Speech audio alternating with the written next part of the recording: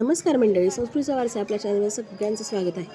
आज आपण स्वामी महाराजांच्या परमशिष्य चोळप्पा महाराजांचं घर आणि स्वामींचं समाधीस्थळ याला भेट देणार आहोत. इसवी सन 1856मध्ये जेव्हा स्वामी अक्कलकोटामध्ये पहिल्यांदाच खंडोबाच्या मंदिरामध्ये एका व्यक्तीने पाहिले, त्यांना असं वाटलं की एखादे विख्यात कोणीतरी पुरुष आहेत. त्यांनी चोळप्पा महाराजांना जाऊन हे सांगितलं. लगोलग चोळप्पा महाराजांनी स्वामी महाराजांची भेट घेतली आणि त्यांना त्यांच्या घरी येण्याची विनंती केली. स्वामी महाराज पहिल्यांदा अक्कलकोटात चोळप्पा महाराजांच्या घरी आले आणि तिथेच त्यांनी निवास केला आणि तिथेच ते जेवू लागले.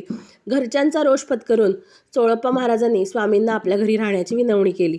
हे जे आहे ते स्वामींचं समाधी मंदिर आहे, जे चोळप्पा महाराजांच्या घराच्या बरोबर समोर आहे. इथे सकाळी 7 ते 10 अभिषेक ज्या ज्या भक्तांना करायचा आहे त्यांना अभिषेक करता येतो. इथे फोटो काढण्यास अनुमती नाही आणि ते तिथून जवळून फोटो काढणं मला उचितही वाटलं नाही, म्हणून मी काढला नाही. हा स्वामींचा इथे